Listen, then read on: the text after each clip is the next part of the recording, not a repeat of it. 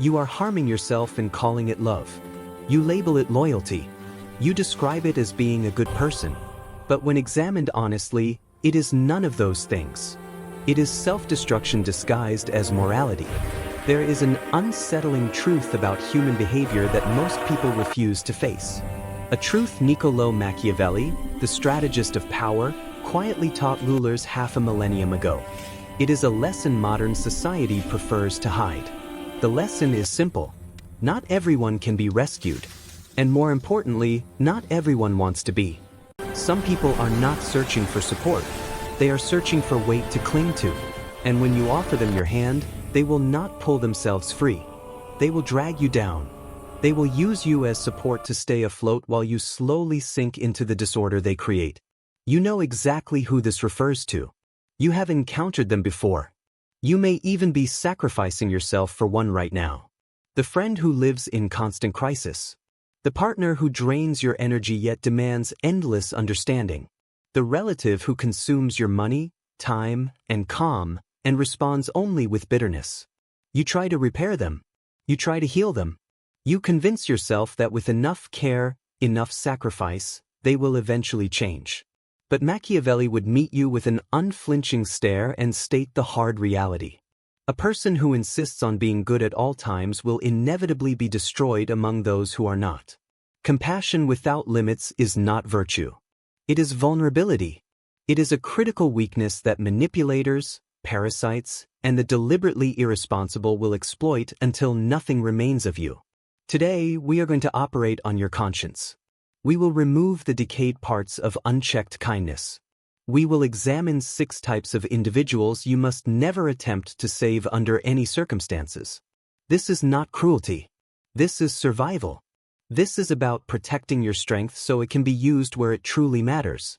If you are exhausted from giving everything and receiving only suffering in return, pay close attention. This may be the most valuable lesson you ever learn. But understand this.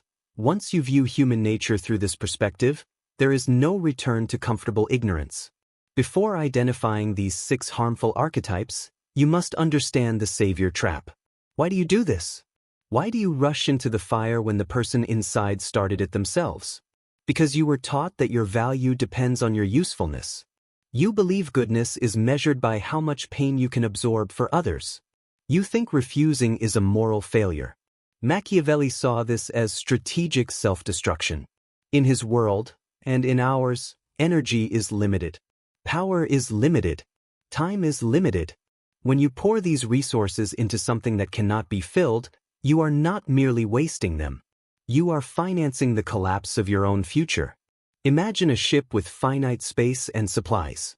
If you allow everyone aboard, the sick, the unstable, the saboteurs, the ship does not become a refuge. It sinks.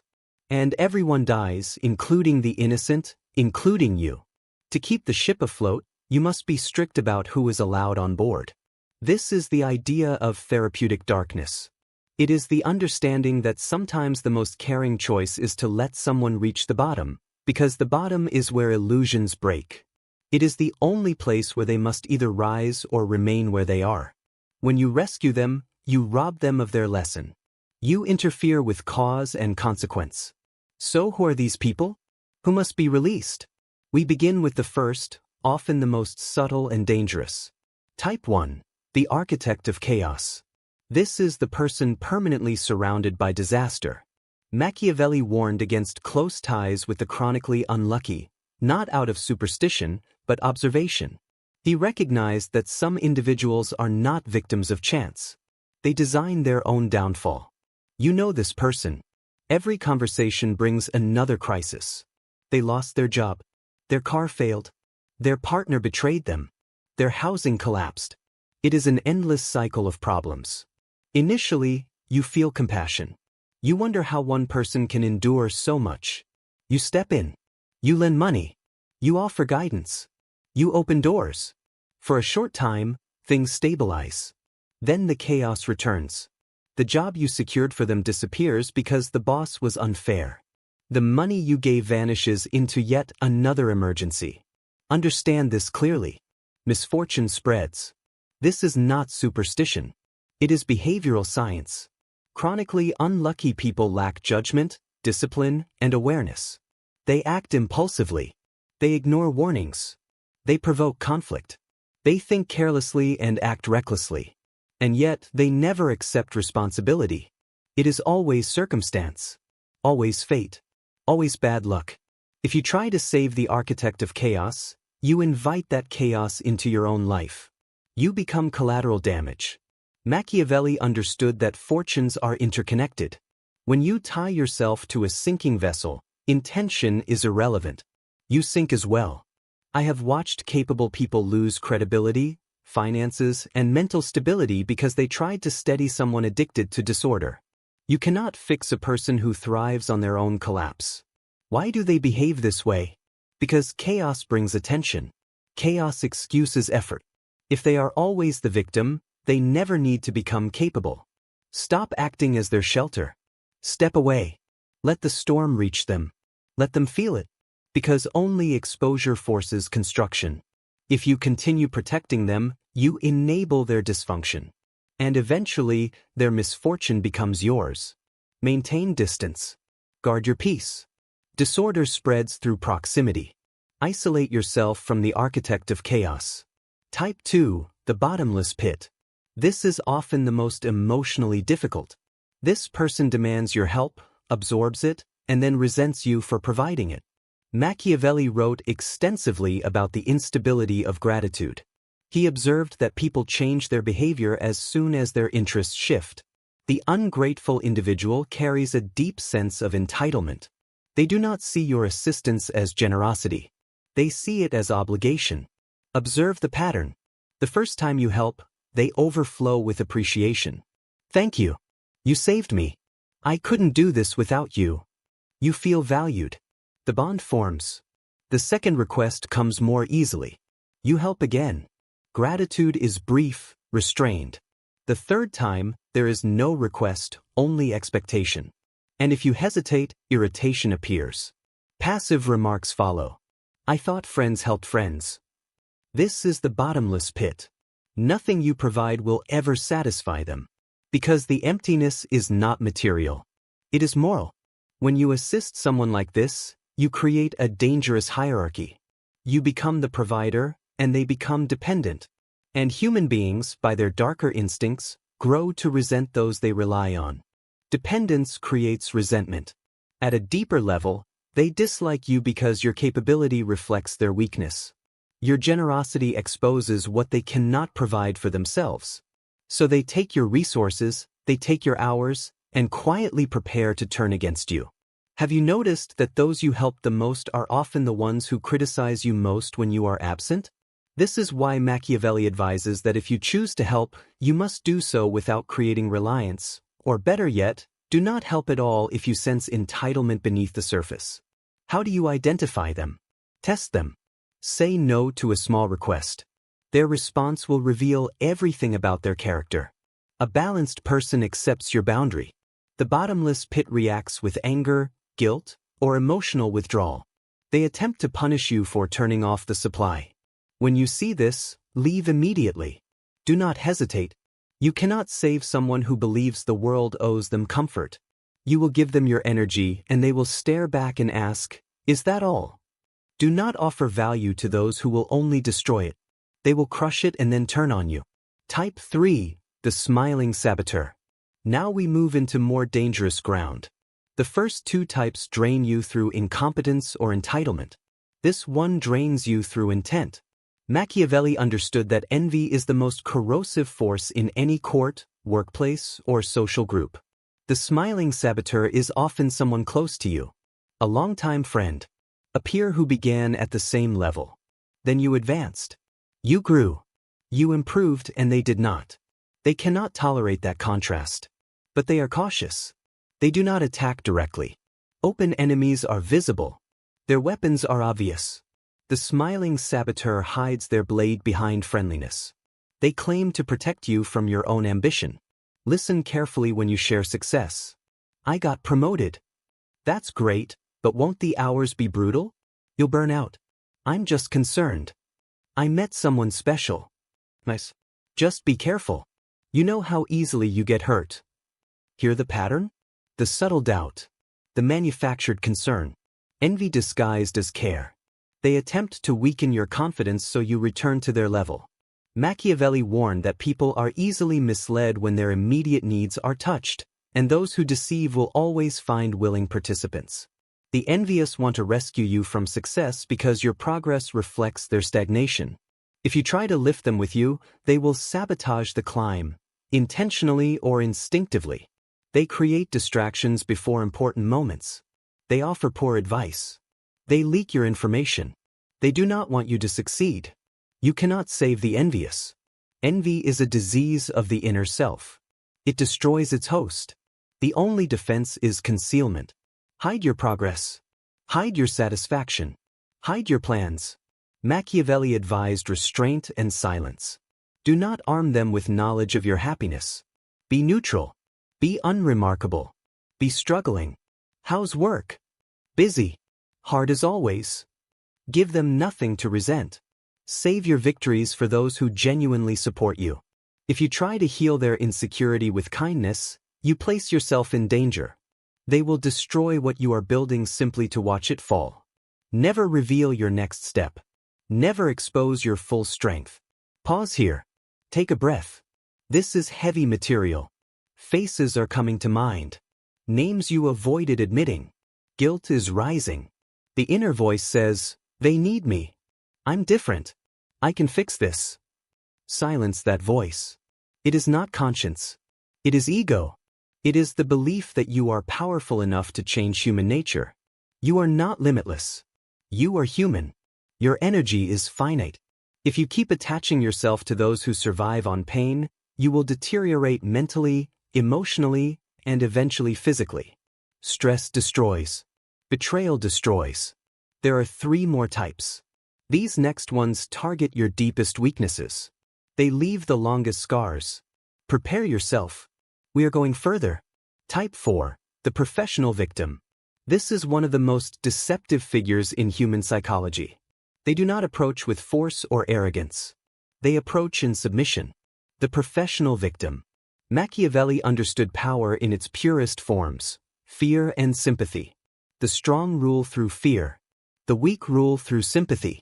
And sympathy bypasses logic and moves directly into emotion. You must understand the difference. There are people harmed by circumstance, and there are those who build an identity around suffering. A true victim wants relief. A professional victim wants attention. They cultivate pain. They display it. They wear trauma as status and demand recognition for it. They turn fragility into leverage. I can't do that because I'm depressed. You're hurting me by expecting responsibility. The world is too harsh for someone like me. If you try to rescue this person, you enter a game you cannot win. To help them would mean taking away who they are.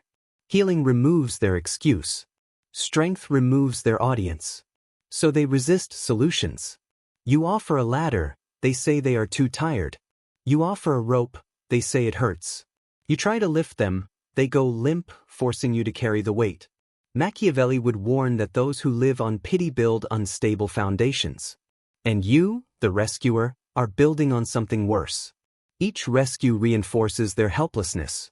You teach them that weakness has value. You reward dysfunction. Here is the final danger.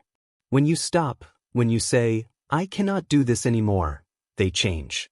The victim becomes the aggressor. They portray you as cruel. They claim abandonment. They rewrite events so your limits appear heartless. They require an antagonist to complete their story. By trying to save them, you have positioned yourself to become that villain. Do not accept the role. Compassion toward a professional victim is not care. It is self-harm. It denies their responsibility and your dignity. Let them face reality without your support. When the audience leaves, the performance ends. Type 5, the arrogant fool.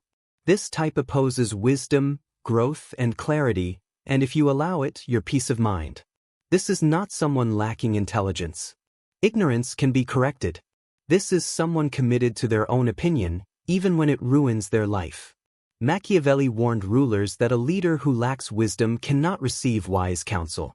What he meant was this: you cannot teach someone who believes they already know everything.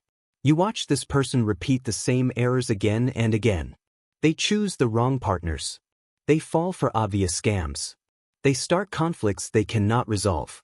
You, with good intentions and clear judgment, see the danger ahead. You rush in and warn them. You say, "Stop. Look at the evidence. Look at the facts. This ends badly." And how do they respond? Not with gratitude. They scoff. They argue. They debate. They insist you are the one who does not understand. They twist logic into knots, convincing themselves that reality is wrong and they are right. So ask yourself, why keep speaking? Learn this hard truth. You cannot reason someone out of a position they never reasoned themselves into. The arrogant fool does not want truth. They want approval. And when you present facts, they experience it as an attack on their ego. When you try to save them from their ignorance, you become the enemy. You represent the reality they are desperate to avoid. So they strike back. They call you patronizing. They question your intelligence. They pull you into endless, circular debates that drain your energy and leave you worn down. And the worst part is this: when they finally fail, and they will, they learn nothing. They blame circumstances. They blame tools. They blame you. They never accept responsibility. Stop trying to instruct those who refuse to learn. It is arrogance to believe you can force insight into a closed mind. Machiavelli advised a colder method. Silence. Let reality teach them. Reality does not argue. It does not explain. It simply delivers outcomes. When the arrogant fool speaks, do not correct them. Do not engage. Nod politely and say, "Interesting." Then step away. Observe the consequences from a safe distance. Protect your mind. Do not dull your edge trying to cut stone. Save your insight for those who ask for it. For those with the humility to say, "I don't know. Help me." The arrogant fool must face the world alone. It is the only force strong enough to crack their armor. Type 6, the Scorpion. This is the final type. The one that wounds the most loyal people. The pattern repeater. The Scorpion. There is an old fable. A scorpion asks a frog to carry him across a river. The frog refuses, saying, "You will sting me." The scorpion replies, "Why would I do that? We would both drown." The frog agrees. Halfway across, the scorpion stings him. As they sink, the frog asks why. The scorpion answers, "It is my nature." Some people betray because betrayal is who they are. This is the sixth type. The person you have forgiven endlessly. They cheat and you forgive. They steal and you forgive. They lie and you forgive. But because they cry. Because they promise change. They swear it is the last time. Therapy. Faith. A new beginning. And you want to believe them. You believe in redemption. You want to be the one who saves them. But Machiavelli warned that people do not change their nature. Behavior follows patterns. Character follows patterns. The most reliable predictor of future actions is past behavior. When you shield the scorpion from consequences, you do not help them grow. You distort their feedback. You teach them that they can harm and still survive. You train them to hurt you again. Each time you accept them back, you lose a piece of your self-respect. And they lose respect for you as well. They interpret forgiveness as permission. If you accepted them after one betrayal, you will accept them after the next. You search for the good in them while ignoring the darkness overtaking them. Machiavelli advised rulers to be cautious of those who have betrayed others, because they will betray again. Loyalty is not a single choice. It is a habit. Betrayal is not an accident. It is also a habit. When dealing with a repeater, you must do the most difficult thing of all: complete separation. No gradual distance. No partial contact. It must end fully. It will hurt. It will feel like losing a limb. But that limb is infected. Keep it and the poison spreads. The scorpion cannot be rescued. It can only be avoided. Accept their nature. Believe people the first time they show you who they are. Stop projecting your own conscience onto someone who lacks one. Now you see them. The 6 destructive types. The unlucky, the ungrateful, the envious, the victim, the fool, and the scorpion. You see them in your contacts. You see them at your table. And now you feel the weight of realization. Because choosing this path will make you look harsh to those who benefit from your weakness. You will be labeled selfish. You will be called Machiavellian. Wear those labels as armor. What the weak call selfishness, the wise call self-preservation. What they call coldness, the wise call clarity. You must move from savior to sovereign. A savior burns himself to keep others warm. A sovereign builds a lighthouse. He stands firm. He shines light, but he does not enter the storm. Those who want help move toward it. Those who do not are left behind. The lighthouse remains. This is the core lesson. You are not responsible for saving others. You are responsible for protecting your own vessel. When you stop trying to rescue those who cannot be rescued, something changes. Your energy returns. Your time returns. Anxiety fades. Finances stabilize. Health improves. You begin to build a foundation of peace. And within that peace, you gain the strength to support the few who truly deserve it. Those who listen. Those who reciprocate. Those who grow. That is real power. Not the ability to endure suffering, but the ability to choose where your energy goes.